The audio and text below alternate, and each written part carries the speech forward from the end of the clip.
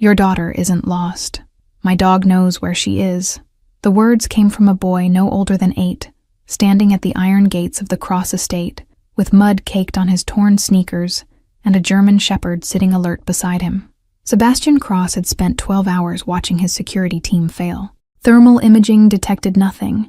Tracking dogs lost the scent at the garden's edge, and every camera on the property showed his daughter Ruby simply vanishing during the charity gala's fireworks display. The ground swallowed her whole, leaving only questions and the metallic taste of fear in his mouth. The boy's voice carried through the intercom with unsettling certainty, cutting through the chaos of walkie-talkie chatter and helicopter rotors overhead. Sebastian's hand froze on the whiskey glass he'd been gripping since dawn broke over his fruitless nightmare. Every muscle in his body screamed for action, yet all his power meant nothing against a child's disappearance. His head of security, Warren, moved to dismiss the child with a wave. "Boss, we've had 17 false tips already. Fortune seekers, attention seekers, the usual vultures circling tragedy." Warren's exhaustion showed in the purple shadows beneath his eyes, 12 hours of failure weighing heavy on his shoulders. But something in the boy's stance stopped Sebastian cold. The child wasn't begging or performing desperation for an audience. He simply stood there with his dog, waiting with the patience of someone who'd learned early that adults rarely listened the first time. His clothes were threadbare but clean, his posture straight despite obvious hunger. Sebastian pressed the intercom button himself. "What's your name? And why should I believe you?" His voice came out harsher than intended, scraped raw from hours of shouting orders into the darkness that had swallowed his daughter whole. "I'm Theo, and this is Ranger." The boy's hand rested on the German shepherd's head with practiced gentleness. "We live in the woods past your property. Ranger found something this morning that belongs to a little girl." His matter-of-fact tone carried none of the manipulation Sebastian expected from someone claiming impossible knowledge. The dog's ears swiveled forward at his name, intelligence gleaming in brown eyes that tracked every movement beyond the gate. A fresh wound marked his left foreleg, recently cleaned but untreated, the kind of injury that would send most animals whimpering for shelter. Yet Ranger sat perfectly still, focused entirely on the estate beyond the iron bars. Warren stepped closer to Sebastian, lowering his voice. "Sir, this is wasting time we don't have. The FBI arrives in 40 minutes, and they'll want answers about why we're entertaining random children instead of expanding the search radius." Professional concern masked something deeper, the unspoken acknowledgement that after 12 hours, statistics turned brutally against them. Sebastian studied the boy through the security monitor, cataloging details his years in dangerous business taught him to notice. Theo's eyes held no calculation, no performance of grief designed to extract money or favor. Instead, they carried the weight of someone who'd seen adults fail children before and expected nothing different now. "Open the gate." The command left Sebastian's mouth before conscious thought caught up. Warren's protest died at the look on his boss's face, the expression of a man with nothing left to lose and everything riding on instinct. 12 hours of sophisticated technology had produced exactly nothing. The iron gates swung open with mechanical precision, and Theo walked through without hesitation. Ranger moved beside him with a slight limp, favoring his injured leg, but never breaking stride. The boy's gaze swept the estate's manicured grounds with the quick assessment of someone who'd learned to map escape routes by reflex. Sebastian met them halfway down the drive, unable to wait inside while Possibility walked toward him on dirty sneakers. Up close, Theo was smaller than he'd appeared on the monitor, sharp cheekbones suggesting missed meals, and a childhood that skipped past softness straight into survival. The boy carried himself like an old soul trapped in a young body. "Show me what Ranger found." Sebastian forced his voice lower, gentler than the desperation clawing at his chest. The early morning sun cast long shadows across the estate, marking the passage of time in a night that refused to end. Every second Ruby remained missing felt like a stone added to the weight crushing his lungs. Theo reached into his jacket pocket and produced a small object wrapped in a clean cloth. He unfolded it carefully, revealing a silver charm bracelet Sebastian recognized with a jolt that went through him like voltage. Ruby's bracelet, the one her mother gave her before cancer claimed her life 3 years ago, the one Ruby never removed. "Ranger found this near the old creek bed, about 2 miles into the forest." Theo's voice remained steady, but his fingers trembled slightly as he offered the bracelet. There were 2 sets of footprints there, both small. One belonged to a girl around 6, the other to a boy maybe 4 years old. Information delivered with the precision of someone who'd learned to observe details adults missed.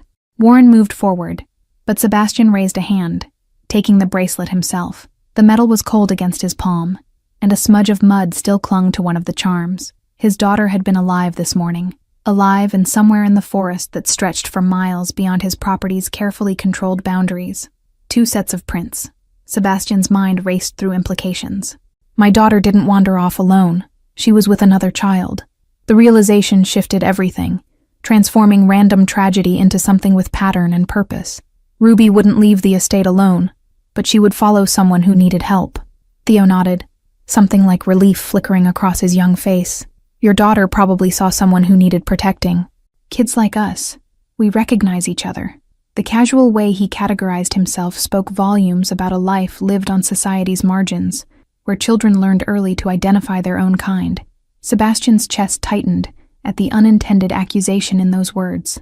His daughter lived in privilege, protected by walls and security, yet somehow she'd recognized distress that all his expensive systems missed. Ruby inherited her mother's instinct for finding wounded things and refusing to abandon them, no matter the cost. Warren cleared his throat, tactical mind already adjusting strategy. If they're in the forest, we need to redirect search teams immediately. But sir, those woods cover over 15 square miles of rough terrain. We'll need helicopters with thermal imaging back in play. His radio crackled with distant voices, other security personnel awaiting orders. Thermal imaging didn't work last night because you didn't know where to look. Theo's interruption carried quiet confidence that bordered on audacity. Ranger can find them. He's been tracking the scent since dawn. The German shepherd's ears pricked at the change in conversation tone, body tensing with readiness. Sebastian studied the boy with new intensity. Years of reading people in high-stakes negotiations coming into focus. How do you know about thermal imaging? And why would a child your age be living in the woods with a dog instead of in a home? Questions that mattered less than finding Ruby but needed asking nonetheless. I know things because I pay attention. Theo's chin lifted slightly, defensive pride flashing across his features.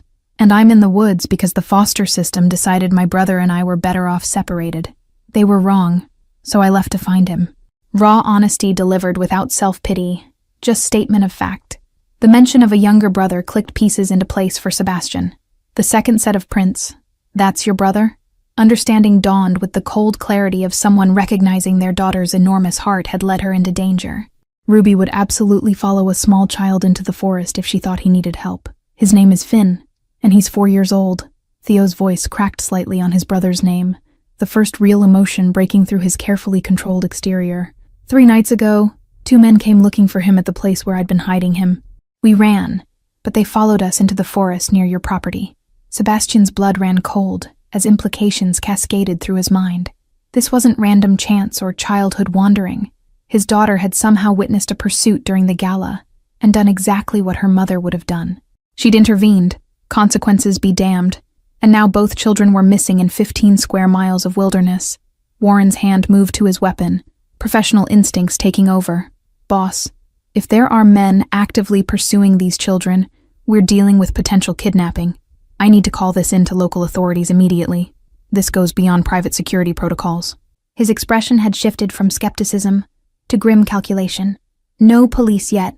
Sebastian's command came out sharp, honed by years of making decisions others questioned.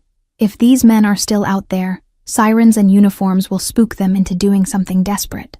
We find the children first, then we deal with whoever's hunting them. The Mafia boss in him understood predators better than any protocol manual. Theo's shoulders dropped slightly, tension releasing as Sebastian's words registered. Thank you.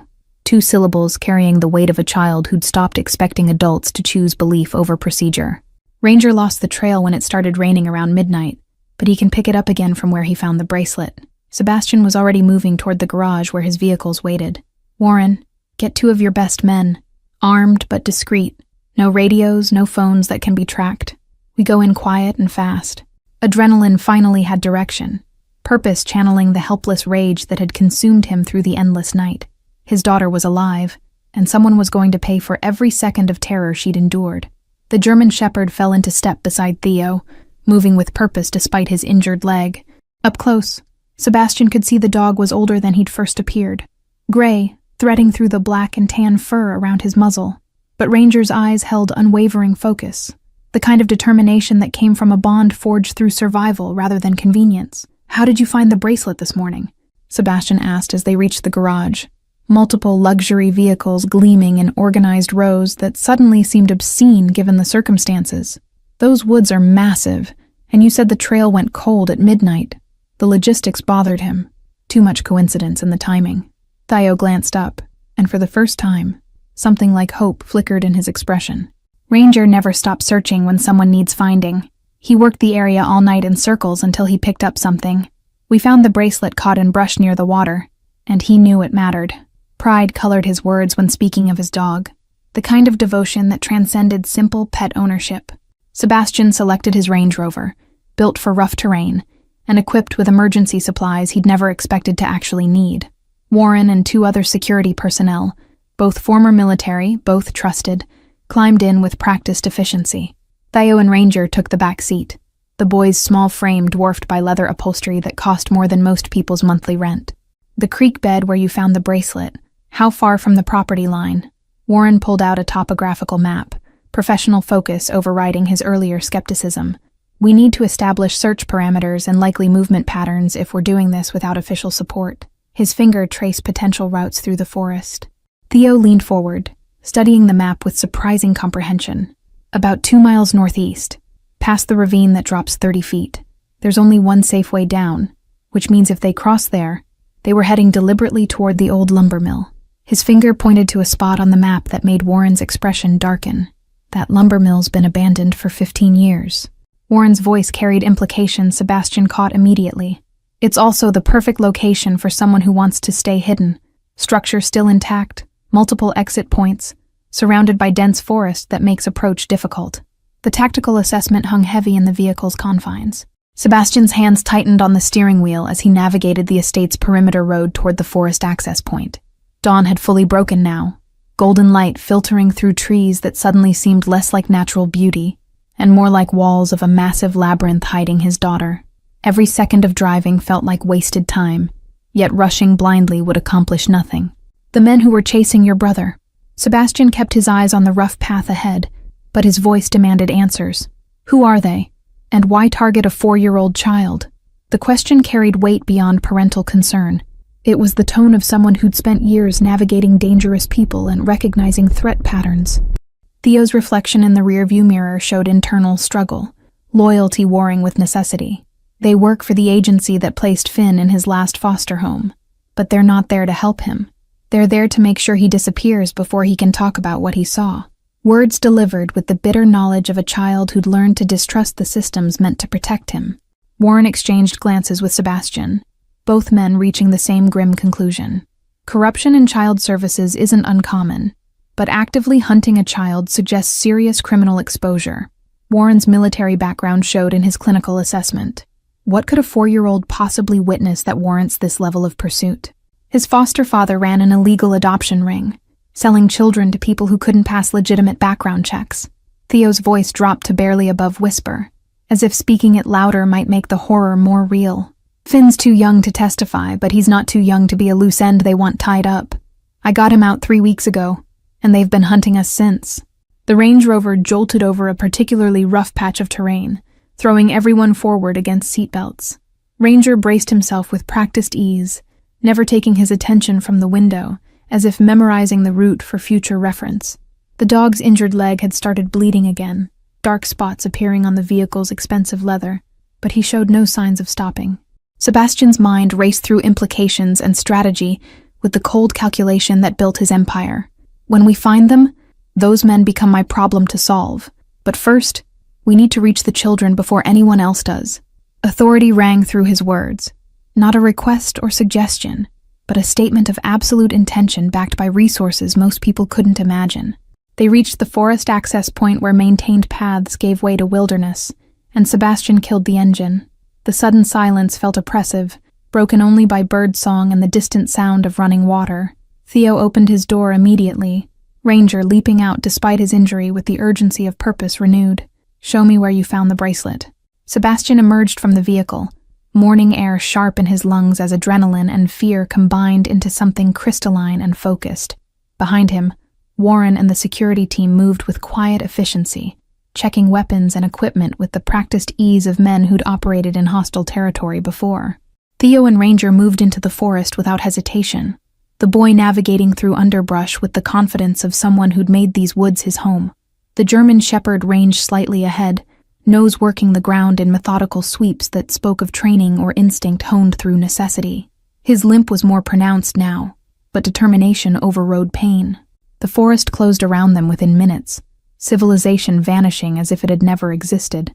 Sebastian found himself following a child and a wounded dog into terrain where all his money and power meant nothing, where success depended entirely on trust placed in the most unlikely of guides. The irony wasn't lost on him, but desperation had a way of stripping away pretense. Warren moved beside Sebastian, voice low enough not to carry beyond them. "Sir, I need to say this. We're about to enter a situation with unknown hostiles, zero backup, and no communication with outside support. If this goes wrong, there's no cavalry coming." Professional obligation demanded the warning, even as his presence proved he'd made his choice. Then it doesn't go wrong. Sebastian's response carried the absolute certainty of someone who'd built an empire by refusing to accept unacceptable outcomes. "My daughter is out here, and we're bringing her home. Everything else is just obstacles to remove." The Mafia boss emerged in his tone, the man who'd climbed to power by doing what others wouldn't. Theo stopped ahead, Ranger's posture shifting from searching to alertness. "This is where I found the bracelet this morning." He pointed to an area near the creek where water rushed over smooth stones, the sound peaceful in direct contrast to the circumstances. Broken branches and disturbed earth told stories to those who knew how to read them. Sebastian knelt beside the spot, studying details with intensity born of desperation mixed with professional assessment. 2 sets of small footprints were still visible in the mud, exactly as Theo described. One slightly larger, one heartbreakingly tiny. The prints headed downstream, toward the ravine Warren had mentioned, toward the abandoned lumber mill and whatever waited there. Ranger's low growl pulled everyone's attention forward, his body tensing as his nose caught something in the air. The German shepherd looked back at Theo once, communication passing between boy and dog that needed no words. Then Ranger started forward again, following a scent invisible to human senses, but apparently clear as highway to his trained nose. Ranger led them deeper into the forest for another 40 minutes, his pace never faltering despite the blood trail marking his path. The terrain grew rougher, forcing them to navigate fallen logs and dense thickets that scratched exposed skin and caught on clothing. Sebastian's expensive suit jacket hung in tatters, but vanity had ceased to exist the moment his daughter disappeared. The ravine appeared suddenly, a 30-foot drop exactly as Theo had described, with a narrow path zigzagging down one side.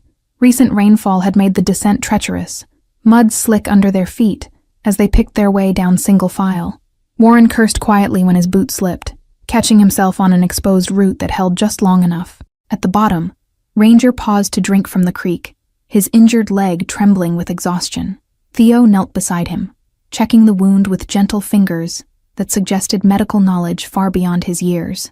"He needs rest and antibiotics, but he won't stop until we find them." Pride and worry mingled in the boy's voice equally. Sebastian crouched beside them, watching the interaction with new understanding. "You've kept him alive out here for 3 weeks, treating injuries, finding food, staying hidden from people actively hunting you." Statement, not question. Acknowledgement of survival skills most adults never developed. "How old were you when you learned to live like this?" 6. Theo didn't look up from examining Ranger's paw. "First foster home kicked me out for behavioral issues, which meant I cried too much about missing my brother. Spent 4 months on the streets before social services caught me and started the cycle over." Clinical recitation of trauma that should have broken a child but somehow forged steel instead. The lumber mill materialized through the trees like a ghost from industrial past, its weathered structure somehow still standing against decades of neglect.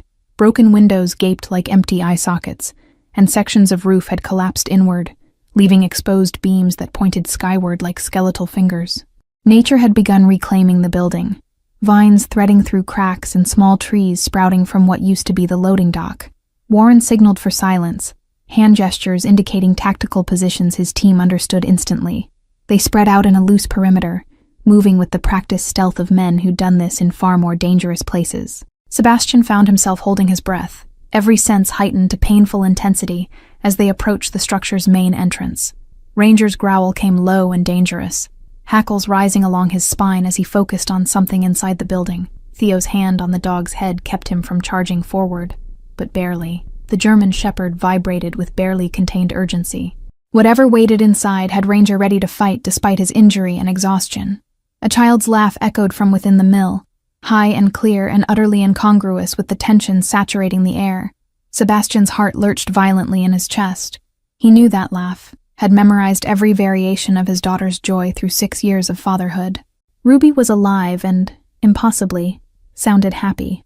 Warren caught Sebastian's arm before he could rush forward, iron grip conveying silent warning. Protocol, boss. We don't know what we're walking into. Professional caution warred with understanding in his expression. He had children too, knew the primal urge to reach them regardless of danger. Let me clear the entrance first. But Theo was already moving, slipping past them with Ranger at his heels before anyone could stop him. The boy moved like smoke through the building's shadows, innate understanding of how to be invisible guiding his steps. Sebastian cursed and followed, adrenaline overriding tactical sense. Warren's muttered profanity trailing behind them as the security team scrambled to maintain formation. The mill's interior was a maze of rotting machinery in collapsed sections, shafts of sunlight piercing through holes in the roof to illuminate floating dust particles. The smell of mold and rust hung thick in the air, mixed with something else, recent human presence, the faint scent of food and unwashed bodies. Someone had been living here, and recently. Another laugh, closer now, followed by a smaller child's giggle that had to be Finn. Sebastian's pulse hammered in his ears as they navigated through the wreckage toward the sound, every instinct screaming at him to run forward while training demanded caution. The contradiction left him moving in a half-crouch, muscles coiled for action but mind forcing patience. They rounded a corner into what used to be the mill's main processing floor, and Sebastian's world narrowed to a single focal point. Ruby sat cross-legged on a relatively clean patch of floor, her party dress from last night torn and dirty, but her face animated as she told a story to a tiny boy curled against her side. Finn, unmistakably, with Theo's same sharp features rendered softer by youth and fear. And then the princess told the dragon that being scary didn't mean being bad. Ruby's voice carried absolute conviction, her small hands gesturing dramatically. The dragon just needed someone to understand him, and after that, they became best friends. She'd invented countless stories since her mother died, each one carrying themes of redemption and unlikely friendship that broke Sebastian's heart with their wisdom. Finn's eyes were wide with wonder, thumb tucked securely in his mouth despite his age. The dragon wasn't bad? The question came out muffled around his thumb, hopeful and desperate in equal measure. Whatever this child had witnessed, he needed desperately to believe that monsters could choose differently. Theo's breath caught audibly, and Finn's head whipped around at the sound. "Theo!" The 4-year-old scrambled to his feet and launched himself at his brother with the absolute trust of a child who'd been waiting for salvation he knew would come. Theo caught him, dropping to his knees as small arms wrapped around his neck with desperate strength. Ruby jumped up, her face cycling through confusion, recognition, and relief in rapid succession. "Daddy?" Her voice cracked on the word.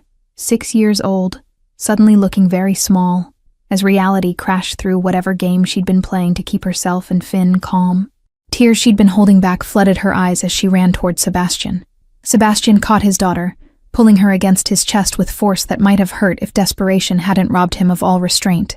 She was solid, and real, and alive, her small heart hammering against his ribs as she buried her face in his destroyed suit jacket and sobbed. The sound shattered something in him that 12 hours of terror had merely cracked. "I'm sorry, Daddy. I'm sorry." Ruby's words tumbled out between sobs, muffled against his chest. "I saw the bad men chasing the little boy during the fireworks, and he was so scared. And I remembered what Mommy always said about helping people who need it. And I couldn't just watch. I couldn't." Sebastian's hand cupped the back of Ruby's head, holding her like she might dissolve if he loosened his grip. "You're safe now. That's all that matters." His voice came out rough, scraped raw by emotions he'd spent years learning to control in his dangerous world. But this wasn't business. This was his daughter, his entire world, trembling in his arms. Warren and his team had fanned out, systematically clearing the rest of the structure with practiced efficiency. Their presence reminded Sebastian that finding the children was only half the equation. The men hunting them still existed somewhere in this equation. The threat hadn't evaporated just because they'd reached Ruby and Finn first. Theo hadn't released his brother. rocking slightly as Finn clung to him with the desperate grip of a child who'd feared permanent separation. "You found me." Finn's voice was tiny, odd, as if his brother's arrival defied possibility. "The bad men said you'd never find me, that I'd never see you again. But I knew you would come." Ruby pulled back slightly from Sebastian's chest, wiping her nose on her already ruined dress. "Finn and I walked all night to get here. He knew about this place because the bad men talked about it, said it was where they brought other kids before." Her matter-of-fact delivery of this horror made Sebastian's blood run cold with implications he'd process later, when his daughter wasn't watching his face. "Other kids?" Warren's question came sharp, professional instinct overriding the emotional reunion happening around them. "Ruby, how many men were there? And did they say anything about why they were after Finn specifically?" His tone gentled slightly when addressing the 6-year-old, but urgency remained. Ruby's small face scrunched in concentration, the expression she made when trying to remember details exactly right. 2 men. One was really tall with a scar on his neck, and the other one kept coughing.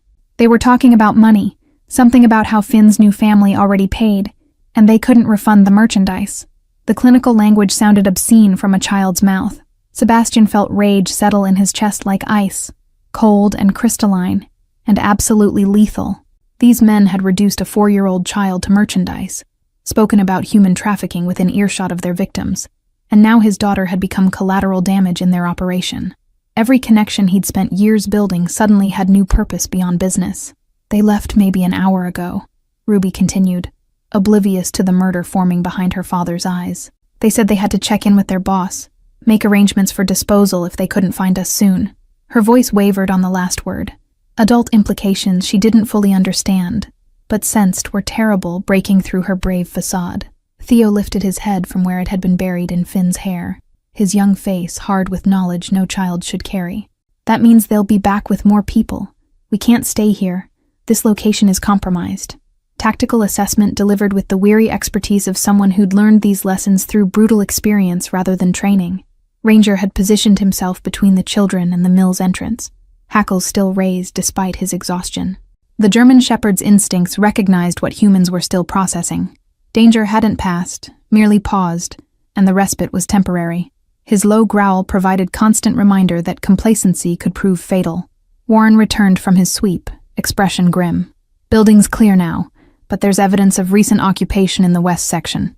Sleeping bags, food wrappers, and..." He glanced at the children, choosing his words carefully. "Documentation suggesting this is a way station in a larger operation.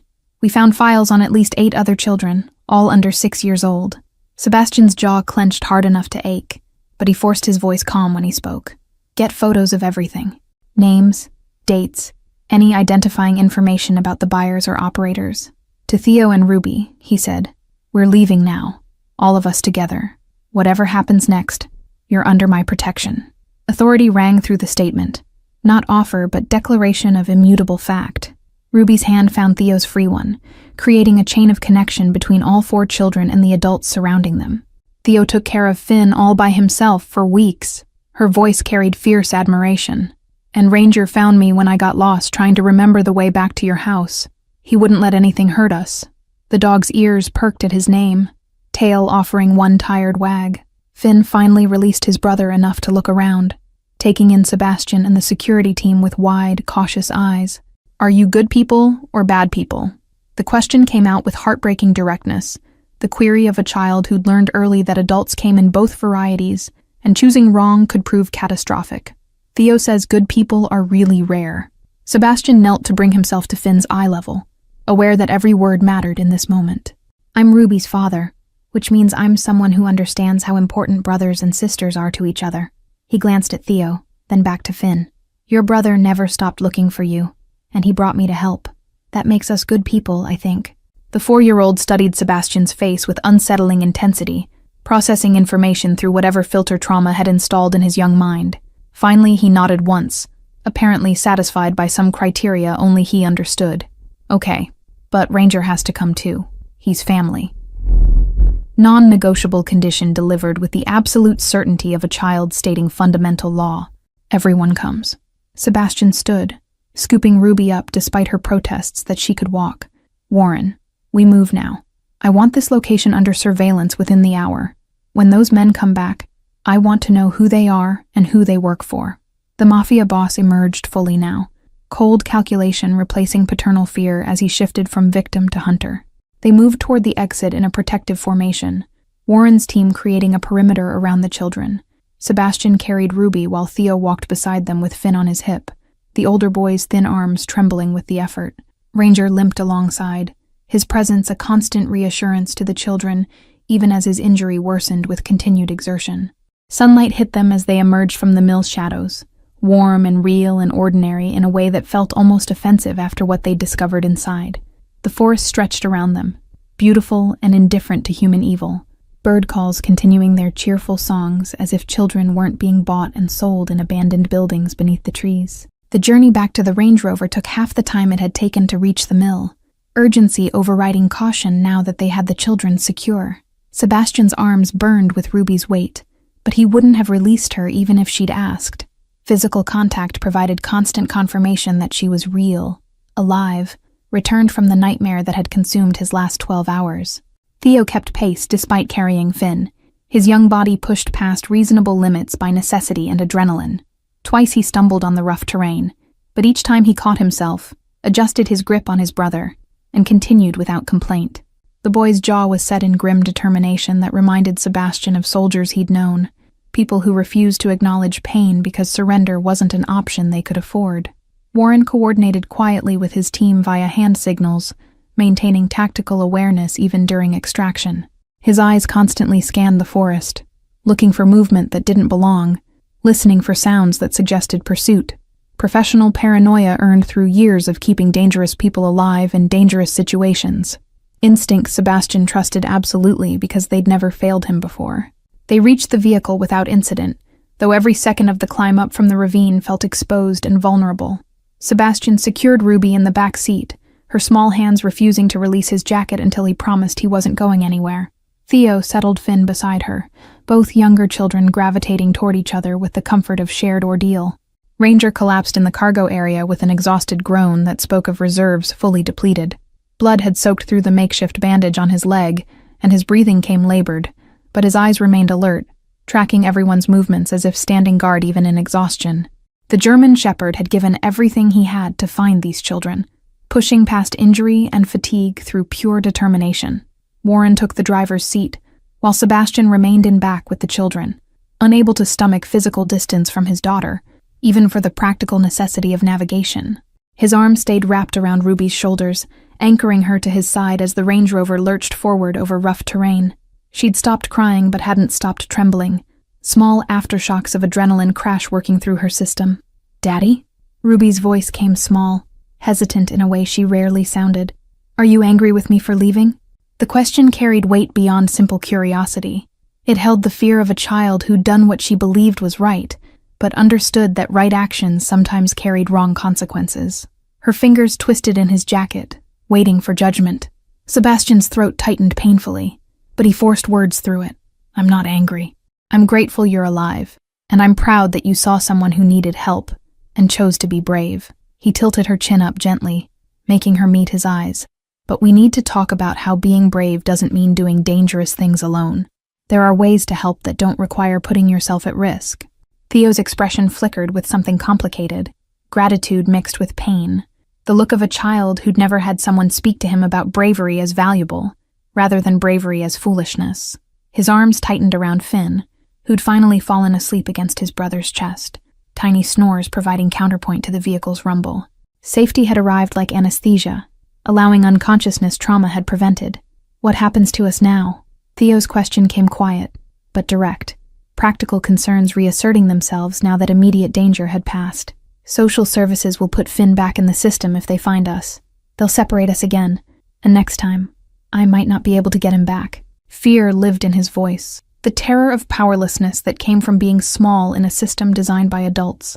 Sebastian met the boy's eyes in the rearview mirror, seeing Ruby's hand slip into Theo's with casual protectiveness. "What happens now is that you and Finn stay with me until we figure out something permanent." The words emerged with finality that surprised even him. He hadn't planned this, hadn't thought beyond finding Ruby. "Those men aren't going to stop hunting you, and I'm not about to let them succeed." Warren's glance in the mirror carried question and concern, but he said nothing. Years of working together meant he understood when Sebastian made decisions that transcended rational business sense, operating instead from the moral code that lived beneath the dangerous exterior. Some lines couldn't be crossed. Some innocence couldn't be abandoned, regardless of complexity or cost. "You don't even know us." Theo's response came out defensive, protective suspicion flaring against hope that kept disappointing him. "Why would you risk getting involved with the people who run that operation? They're connected to powerful systems. Child services, police, probably judges. You can't just take us in like stray dogs." Despite the words, desperate longing colored his tone, the sound of someone trying not to want what they couldn't have. "I know enough." Sebastian's voice carried the absolute certainty that had built an empire through force of will and refusal to accept limitations others considered absolute. "I know you protected your brother for weeks with nothing but determination and a dog. I know my daughter recognized something worth risking her life for. And I know that anyone who treats children as merchandise has picked a fight with the wrong person." The Range Rover emerged from the forest onto maintained roads, civilization reappearing with jarring normalcy.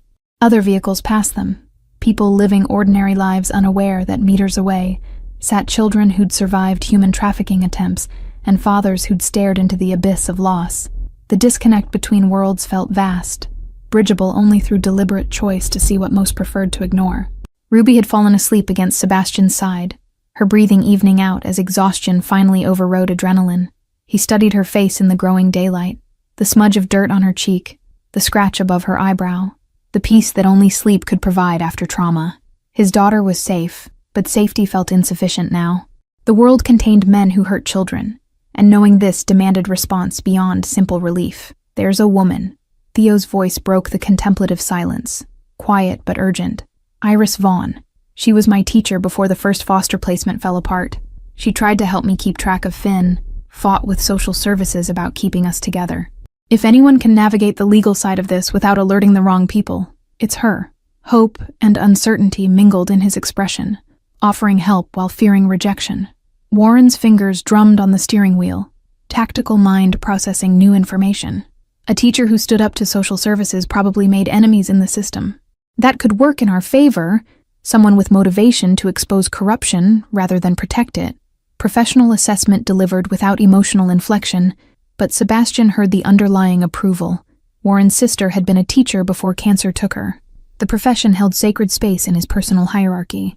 Sebastian considered the implications of bringing another person into this situation, weighing risk against necessity. His instincts with people had kept him alive through years of dangerous negotiations, and something in Theo's voice when he mentioned Iris Vaughn suggested she might be the variable this equation needed. Someone who understood the system from inside, but hadn't been corrupted by it. Someone who'd already proven willingness to fight for these children. "When we get back to the estate, you'll call her." Decision made, Sebastian moved forward without second-guessing. "Warren, I want background on Iris Vaughn within the hour. Employment history, any disciplinary actions, connections to social services, everything. If she's clean and willing to help, we bring her in. If not, we find another way." Authority rang through his words, the tone that made people move without questioning. The estate's iron gates came into view, impressive and secure and meaningless given that his daughter had disappeared from within them. Sebastian made mental note to have every inch of security systems reviewed and upgraded, though he suspected no amount of technology could prevent a 6-year-old determined to save someone. Ruby had her mother's heart, and that was both gift and curse that no wall could contain. They passed through the gates, and Sebastian saw his household staff gathered in the circular drive. Word had clearly spread about Ruby's disappearance despite his orders for discretion. Mrs. Chen, the housekeeper who'd been with them since before Ruby was born, pressed both hands to her mouth when she saw them, tears streaming down her weathered face. Relief rippled through the assembled group, tension breaking in visible waves, but Sebastian's attention had already moved past immediate relief to larger implications. Somewhere out there, men who trafficked children believed they could operate with impunity. They'd touched his daughter's life, threatened her safety, and that made them his problem in ways they couldn't begin to comprehend. The Mafia boss in him understood vengeance, but the father in him understood something more powerful, justice that protected others from experiencing what his family had survived. Mrs. Chen reached the vehicle before Sebastian could fully exit, her hands trembling as she touched Ruby's sleeping face through the open door. Thank God. Thank God. The words came out like prayer, repeated with the fervor of someone who'd spent hours believing the worst. Her eyes moved to Theo and Finn with confusion but no judgment, questions clearly forming but held back by more pressing relief. Sebastian lifted Ruby carefully, her body limp with exhaustion, as she remained unconscious despite the transfer. Mrs.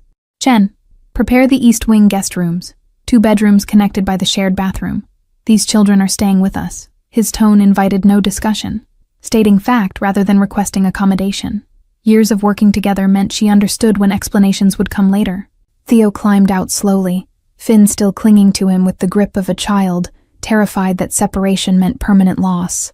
The boy's eyes widened as he took in the estate's grandeur, manicured gardens, fountain sculpture, windows that caught morning sun and threw back golden light. His expression cycled through awe and discomfort, the look of someone suddenly aware of how profoundly he didn't belong in spaces like this. Warren was already on his phone, barking orders to people Sebastian couldn't hear but trusted implicitly. I want surveillance on that lumber mill within 30 minutes. Thermal cameras, motion sensors, the full package. Anyone approaches that location, I want to know their shoe size before they take 3 steps inside. Professional efficiency barely masked the rage underneath. Warren had daughters too, and what they'd discovered in that mill had violated something fundamental. Sebastian carried Ruby inside, Mrs. Chen leading the way with practiced efficiency that came from decades of managing crisis with grace. Theo followed hesitantly, Finn's face buried against his shoulder as the younger boy tried to make himself smaller in the face of overwhelming opulence. Ranger limped behind them, leaving blood drops on marble floors that cost more than most people's annual salary, but no one commented on the damage. The East Wing guest suite was typically reserved for visiting business associates. Sebastian needed to impress, decorated in understated luxury that whispered wealth rather than shouting it.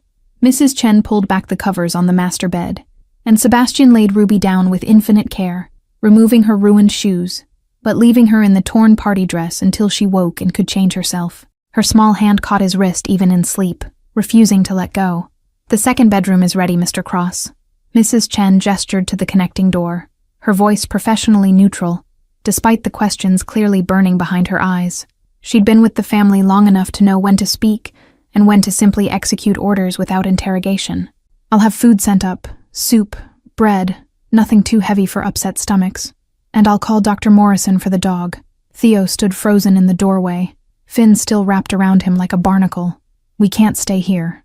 The protest came out weak, undermined by the exhaustion, evident in every line of his thin frame.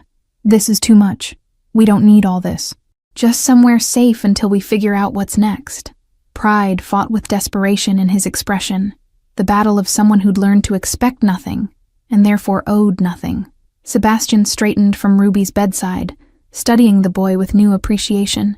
You spent 3 weeks in the forest protecting your brother, with nothing but determination and a dog. I think you've earned the right to sleep in a bed for 1 night. He gestured to the second bedroom. Put Finn down. Let him rest somewhere warm. Being strong doesn't mean refusing help when it's offered freely.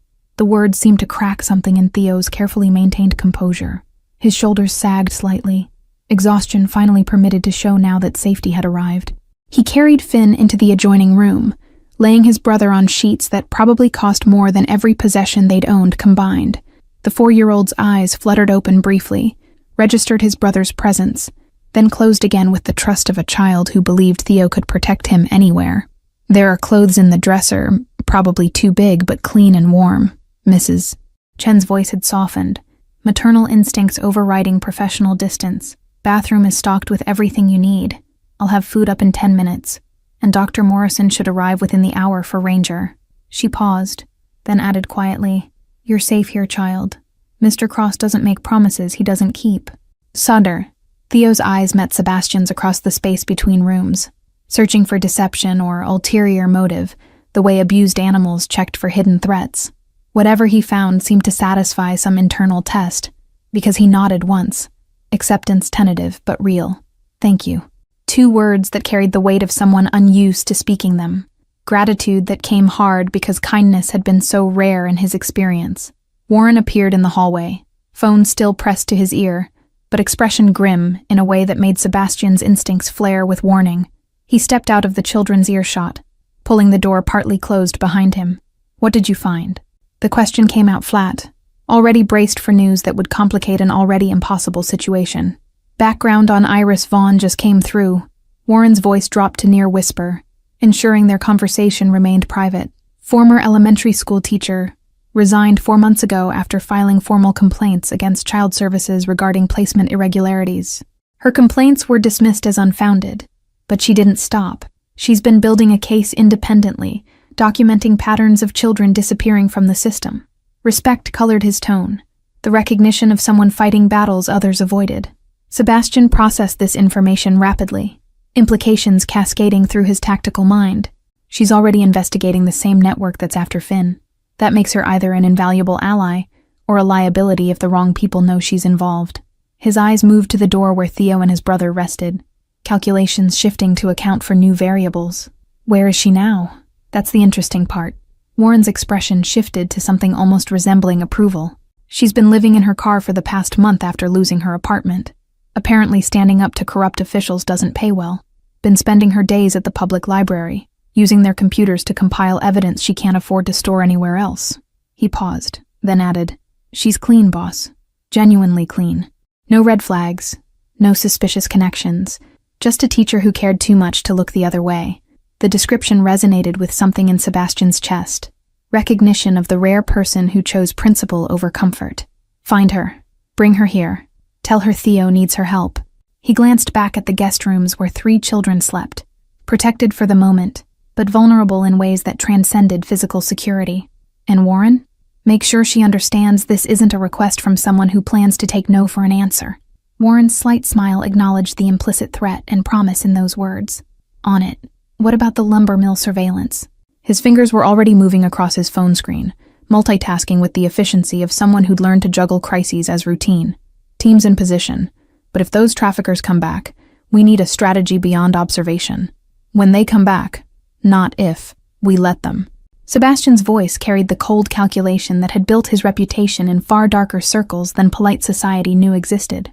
I want names, faces, vehicle information, every detail about their operation. Then we use those details to dismantle the entire network from the top down. These people need to understand that touching children carries consequences they can't negotiate their way out of. The sound of Ranger's pained whine drew their attention back to the guest suite. Through the partly open door, Sebastian could see Theo kneeling beside the German shepherd, speaking softly while examining the dog's injured leg with careful fingers. The boy's face was pale with worry, hands gentle despite the urgency in his movements. Whatever connection existed between child and dog ran deeper than simple pet ownership. This was partnership forged through shared survival. Mrs. Chen appeared with a tray of food, navigating past them with practiced grace. Dr. Morrison just called.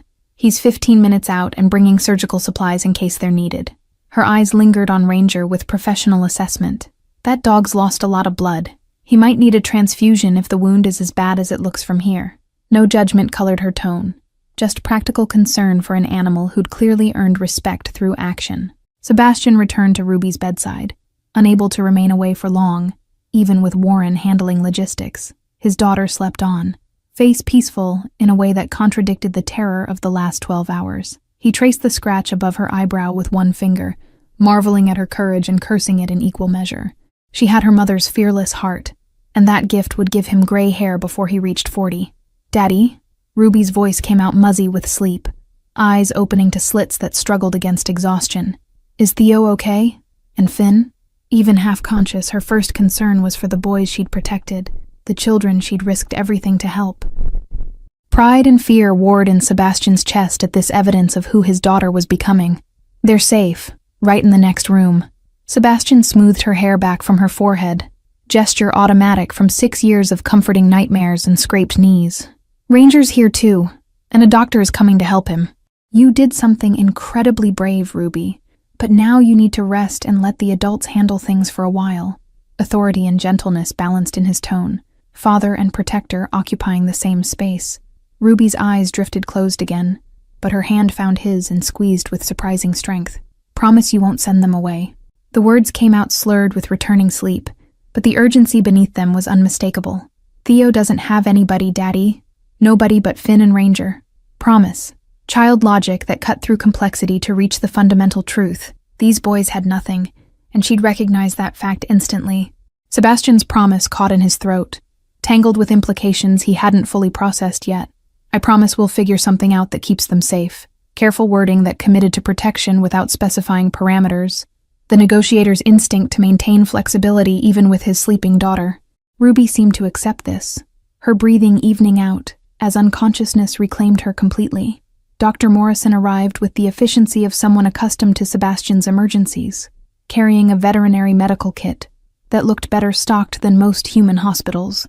He was in his 60s, silver-haired and steady-handed, the kind of professional who'd seen enough to remain unflappable. His eyes assessed Ranger from across the room, cataloging injury and exhaustion with clinical precision that missed nothing. That's one tough animal. Morrison knelt beside the German shepherd, hands moving with practiced gentleness as Ranger's eyes tracked him warily. Looks like he's been running on pure determination for hours past when instinct should have shut him down. The leg wound is infected. He'll need antibiotics, probably stitches, and several days of enforced rest. Professional assessment delivered without judgment, just facts requiring action. Theo hovered protectively, torn between trust and suspicion, as a stranger examined his dog.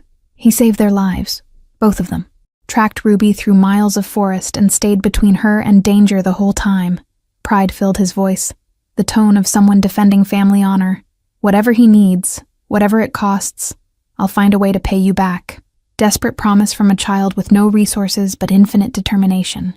Morrison's weathered face softened slightly, and he glanced at Sebastian before responding. Son, I've been Mr. Cross's veterinarian for 15 years. Any animal that protected his daughter gets the best care available. No questions asked and no payment required. He returned attention to Ranger's wound, cleaning it with practiced efficiency. This is going to hurt him, and he might snap reflexively. Can you hold his head and keep him calm? Theo dropped immediately to his knees, cradling Ranger's massive head in his lap, while speaking in low, steady tones. The German shepherd's eyes fixed on the boy's face, trust overriding pain instinct as Morrison worked.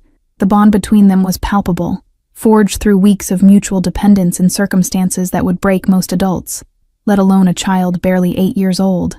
Warren reappeared in the doorway, making eye contact with Sebastian and jerking his head toward the hallway. We need to talk. Now. Urgency underscored the words, the tone Warren used when situations evolved in ways that demanded immediate decision-making. Sebastian excused himself quietly, following his security chief down the corridor and away from potential eavesdroppers. Iris Vaughn is here. Warren's announcement came without preamble. She was still at the library when my team located her, and she came without hesitation when they mentioned Theo's name. But boss, there's a complication. She's not alone. His expression suggested this complication carried weight beyond simple inconvenience. She brought copies of her entire investigation, 3 months of compiled evidence about the trafficking network. If this information fell into the wrong hands, then we make sure it doesn't. Sebastian cut off the concern with practiced authority. Where is she now? His mind was already racing ahead, calculating how to integrate this new variable into a situation that grew more complex by the hour. A teacher with evidence against corrupt officials could be either salvation or disaster, depending on how carefully they navigated the next steps. Main library, waiting room. Warren gestured toward the estate's front section. She looks like she's been living rough, probably accurate given the car situation you mentioned. She's also terrified, which is either very smart or indicates she knows exactly how dangerous these people are. Professional assessment delivered clinically, but Sebastian heard the underlying question about whether bringing her inside increased risk. Sebastian made the decision instantly, operating on instincts honed through years of high-stakes negotiations. Bring her to my study. Make sure she understands this conversation stays confidential, but don't threaten her. She's been threatened enough by people who should have protected her. He paused, then added, And Warren? Have Mrs. Chen prepare another guest room. Something tells me Ms. Vaughn could use a safe place to sleep as much as Theo and Finn could. The study was Sebastian's domain, dark wood paneling, leather furniture, floor-to-ceiling bookshelves that held volumes actually read rather than displayed for show. He poured himself 2 fingers of whiskey, then reconsidered and made it 3. The day had earned alcohol, even if drinking it before noon suggested problems he didn't have time to examine. His hands were steady as he lifted the glass, muscle memory from years of maintaining composure through worse situations. Iris Vaughn entered the study with the hesitation of someone expecting ambush. her posture defensive despite Warren's presumably reassuring escort. She was younger than Sebastian expected, maybe 30, with dark hair pulled into a practical ponytail and clothes that had seen too many wears between washes. But her eyes held fierce intelligence and something else, the kind of anger that came from witnessing injustice and refusing to accept it as inevitable. "Ms. Vaughn." Sebastian didn't rise, letting her come to him in a subtle assertion of control that established dynamic without overt intimidation. "Warren tells me you've been investigating the same people who've been hunting Theo and his brother. That makes you either remarkably brave or dangerously foolish, and I'm genuinely uncertain which." Direct approach, no social niceties, cutting straight to the core of why they were both standing in this room. Iris's chin lifted, defensive pride flaring despite obvious exhaustion and fear.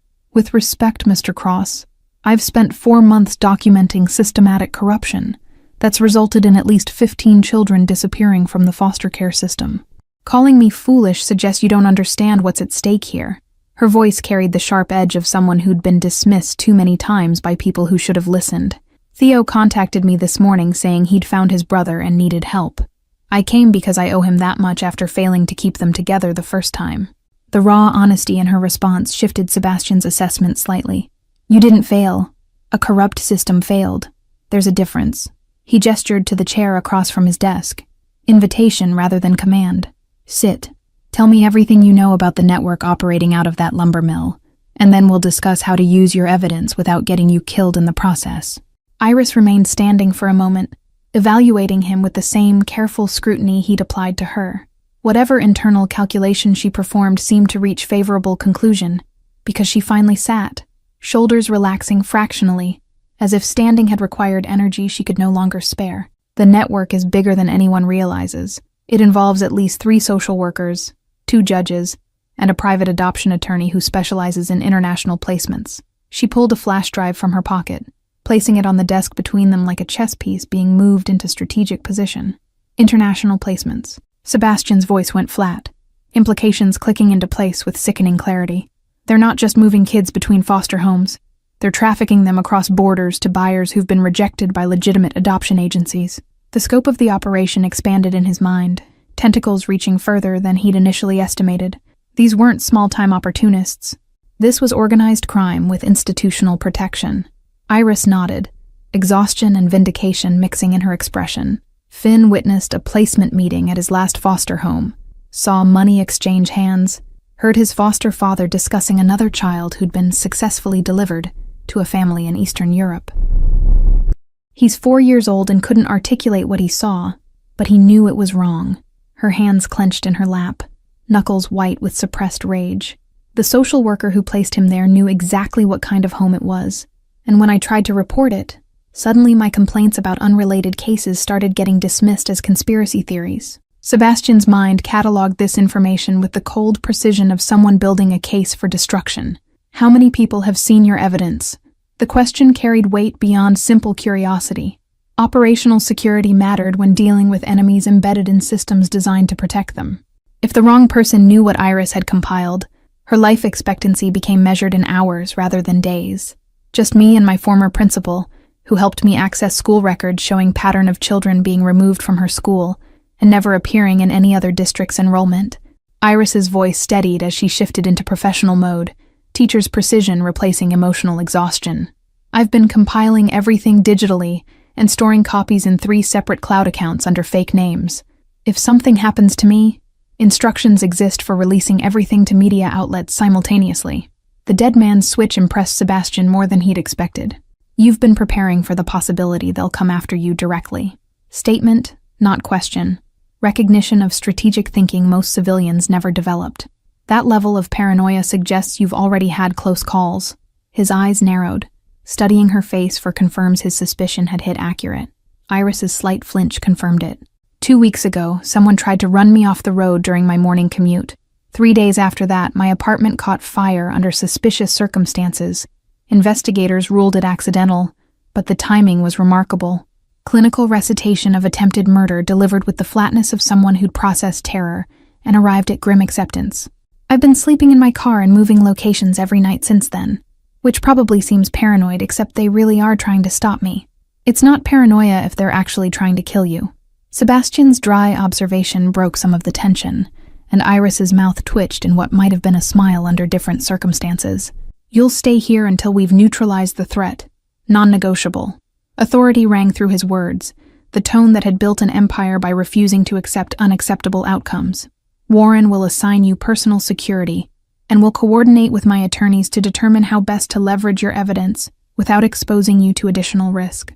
Iris opened her mouth, likely to protest the imposition, then seemed to reconsider, as reality trumped pride. "I need to see Theo first. He called me because he trusts me, and I won't have him thinking I'm here for any reason except helping him and Finn." Firm boundary despite her precarious position, the teacher's instinct to prioritize her students' emotional well-being over her own safety. The principle behind it reminded Sebastian uncomfortably of his daughter's decision to help Finn despite obvious danger. "He's upstairs with his brother and the dog who tracked down my daughter." Sebastian stood, finishing his whiskey in one smooth motion. "All three of them are exhausted, traumatized, and in desperate need of someone who represents safety rather than threat. Your presence might be the first piece of good news Theo's received in months." He moved toward the door, then paused. "Fair warning. My daughter has decided they're staying permanently. 6-year-olds aren't known for nuanced understanding of social services protocols or legal guardianship requirements." The walk to the guest wing felt longer than it should, weight of accumulated decisions pressing down with each step. Sebastian found himself questioning choices made in the heat of crisis, promising protection to children he barely knew, involving a teacher whose investigation could draw dangerous attention, dismantling his carefully controlled life because his daughter's enormous heart had collided with others' cruelty. But then he remembered Ruby's face when he'd found her in that lumber mill, the fierce protectiveness as she'd guarded Finn, and doubt evaporated. Iris's breath caught audibly when she entered the guest suite and saw Theo sitting beside his sleeping brother, one hand resting on Finn's small chest as if monitoring heartbeat for reassurance. The boy's head whipped around at their entrance, eyes going wide with recognition and relief that stripped years from his carefully maintained maturity. "Ms. Vaughn?" Disbelief and hope mingled in those two syllables, the sound of someone seeing salvation appear when they'd stopped believing it existed. "Hi, Theo." Iris's voice cracked slightly, professional composure fracturing under the weight of genuine emotion. She crossed the room and knelt beside his chair, bringing herself to eye level in the instinctive gesture of a teacher who understood children needed equals, not authority figures looming over them. "I'm so sorry I couldn't keep you and Finn together before. I tried, but the system—" Words failed her. Inadequacy of explanation rendered meaningless by result. "You're here now." Theo's simple statement carried absolution, childhood's capacity for forgiveness that adults lost somewhere along the path to cynicism. "That's what matters. And Mr. Cross says we can stay here where it's safe, at least for a while." Uncertainty colored the last phrase, experience teaching him that adult promises often came with expiration dates. "You believe him, right? That we're actually safe this time?" Iris glanced at Sebastian, question implicit in her gaze. Was he making promises he intended to keep, or offering temporary shelter that would ultimately end in more disappointment for children who'd already experienced too much? Sebastian met her eyes steadily, letting her see the resolve that had carried him through years of dangerous decisions. Whatever silent communication passed between them seemed to satisfy her internal test. "I believe Mr. Cross is someone who keeps his word." Iris returned attention to Theo, her hand finding his and squeezing gently. "And I believe you're safe here in ways you haven't been safe in a very long time. But Theo, there are still legal realities we need to address. Social services will be looking for you and Finn, and we can't hide you forever." Teacher's honesty refusing to offer false comfort, respecting the boy's intelligence enough to acknowledge complexity. Theo's jaw set in the stubborn line Sebastian was beginning to recognize. They can look all they want. I'm not letting them take Finn again. Not after what he saw. Not when those people are still out there. The fierce protectiveness in his young voice reminded Sebastian of Ruby's declaration that nobody had helped when she'd asked. These children had learned too early that the world contained predators, and that help often failed to materialize until after damage was done. Sebastian moved to the window, giving Iris and Theo space for their reunion, while his mind worked through logistics and implications. Warren's surveillance on the lumber mill would provide intelligence about the trafficking network's operations. Iris's compiled evidence offered leverage against corrupt officials once properly deployed. But the immediate problem remained. 2 children who legally belonged to a system that had already failed them catastrophically, and a teacher whose investigation had made her a target. Mrs. Chen appeared in the doorway carrying fresh towels and a tray of tea, her presence a reminder that life continued in domestic rhythms even as crises unfolded. Dr. Morrison says Ranger will recover fully with rest and proper care. The wound was infected but not critically. He'll need antibiotics for 10 days and no strenuous activity for at least 2 weeks. Her report delivered with the calm efficiency that made her irreplaceable. He's sleeping now, and I've set up a bed for him in the corner where he can remain with the children. Finn stirred at the sound of voices, small face scrunching, before eyes opened to survey the room with cautious awareness. His gaze found Theo first, anchor point, safety confirmation, then moved to Iris with dawning recognition. Miss Iris? The name came out slurred with sleep and hope, as if he couldn't quite believe she was real. Did you come to take us home? The question hung in the air, loaded with implications about what home meant to a child who'd been moved repeatedly between temporary placements. Iris's expression cycled through pain and determination, before settling into gentle resolve. I came to make sure you and Theo are safe, and Mr. Cross has kindly offered to let you stay here while we figure out what comes next. In careful wording that promised nothing she couldn't deliver. Honesty that children deserved even when truth was complicated. Ruby's voice carried from the adjoining bedroom, groggy but insistent. Daddy? I heard voices. Are Theo and Finn still here? The question held anxiety that suggested she'd feared they'd disappeared while she slept. Nightmare logistics of adult decisions removing the boys she'd risked everything to protect. Sebastian moved to her doorway, finding his daughter sitting up in bed with hair wild and eyes still heavy with exhaustion. They're right here, and they're not going anywhere. Sebastian's promise emerged before conscious thought could temper it, parental instinct overriding caution.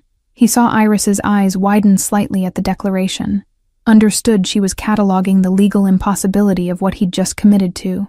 But some promises transcended legality, existing in the realm of moral obligation that superseded paperwork and protocol. The next hours blurred into domestic chaos as the household adjusted to sudden occupants. Mrs. Chen produced children's clothing from sources Sebastian didn't question, outfitting Theo and Finn in clothes that actually fit, despite the estate rarely hosting children beyond Ruby. Dr. Morrison departed with instructions for Ranger's care and a promise to return for follow-up examination. Warren coordinated security details and surveillance reports from his makeshift command post in the estate's security office. Iris found herself installed in a guest room down the hall from the children, her meager possessions from the car looking lost in the suite's opulent space.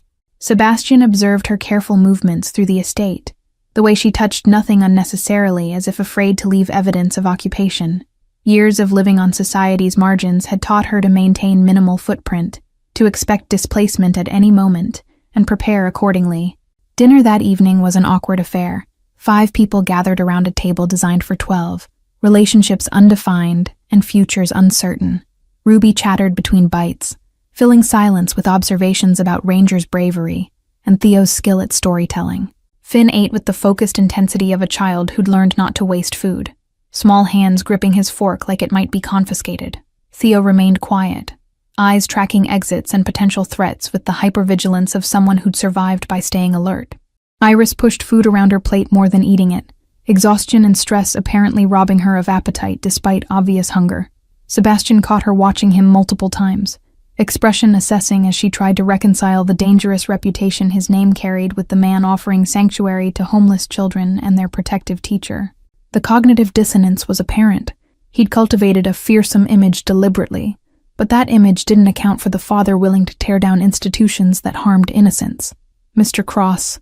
Iris's voice cut through Ruby's monologue about plans to teach Finn all her favorite games. We need to discuss next steps regarding social services. They'll have filed missing persons reports on both boys by now, and once they realize Theo and Finn are together, they'll escalate search efforts. Professional concern delivered quietly but urgently, teachers' practicality refusing to let emotion override reality's demands. Sebastian set down his fork, meeting her gaze with the cold calculation that had built his empire. Then we make sure that when they escalate, they find exactly what we want them to find. Evidence so damning that protecting their corruption becomes impossible. His voice carried absolute certainty, the tone of someone who dismantled more powerful enemies than corrupt social workers. Your investigation provides foundation. My resources provide amplification. Together, we ensure these children never return to a system that traffics them like merchandise. The silence following his declaration felt heavy with implication. Iris's eyes widened slightly as she processed what he was proposing, not working within the system, but rather burning it down and rebuilding from ashes. Theo's attention had sharpened, hope and fear warring in his young face, as he recognized the magnitude of what Sebastian suggested. Even Ruby seemed to sense the gravity, her usual cheerful chatter dying as she looked between the adults with dawning awareness. That's incredibly dangerous. Iris's protest came out weak, undermined by the desperate hope creeping into her expression. These people have already tried to kill me, and that was before I had powerful allies. If we move against them openly, with evidence and resources, they'll respond with everything they have. Professional caution warred with the barely suppressed rage of someone who'd watched children suffer while institutions looked away. Let them. Sebastian's response carried the weight of absolute conviction. Years of operating in dangerous spaces lending authority to the threat. I've spent my career dealing with people who thought power made them untouchable. These traffickers are about to learn what happens when they threaten someone under my protection. His eyes moved to Theo and Finn, then to Ruby, encompassing all 3 children in unspoken vow. They touched my daughter's life. That makes this personal in ways they can't possibly comprehend. Warren entered the dining room, expression grim in a way that suggested surveillance had produced results. Boss, we've got movement at the lumber mill. 2 vehicles, 5 men total, and they're setting up to wait for someone. Looks like they're expecting the children to return. Professional assessment delivered clinically, but Sebastian heard the underlying question about how they'd proceed with this intelligence. Sebastian stood, napkin dropping to his plate with finality. Then we give them what they're waiting for, just not in the way they expect. He looked at Iris, seeing the teacher wrestling with implications of what came next. This is the moment where you decide whether you're willing to cross lines that can't be uncrossed. Those men down there traffic children. My methods for dealing with them won't be gentle, and they won't be entirely legal. Honesty she deserved before being pulled deeper into his world.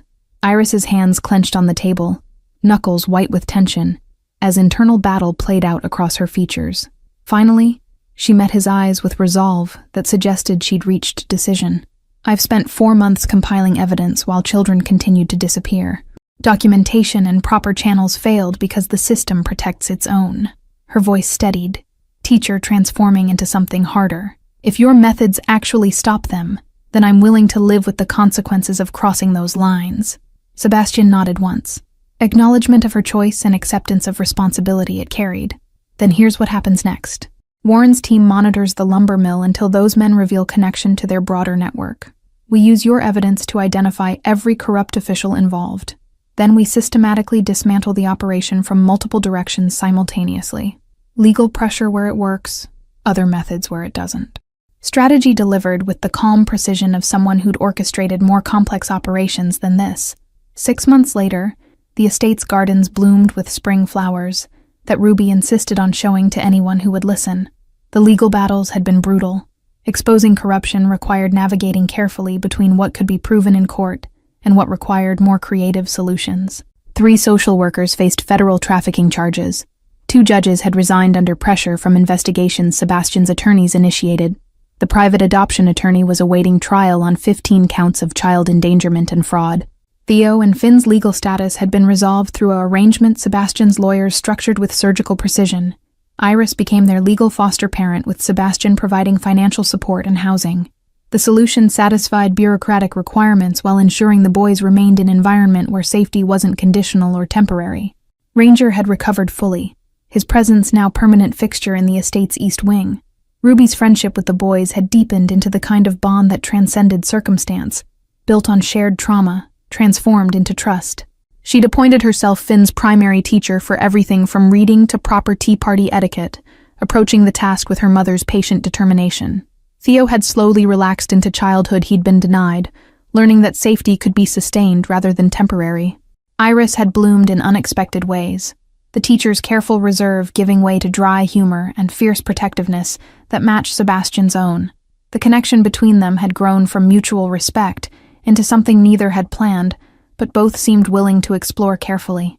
She'd returned to teaching, but now at a private school on the estate grounds that Sebastian had established for Ruby, Theo, Finn, and other children whose situations required special consideration. The trafficking network's dismantlement had been thorough and permanent. Some arrests came through legal channels, evidence Iris compiled finally reaching uncorrupted officials with power to act. Other key players in the operation simply disappeared, their absence noted, but never fully explained.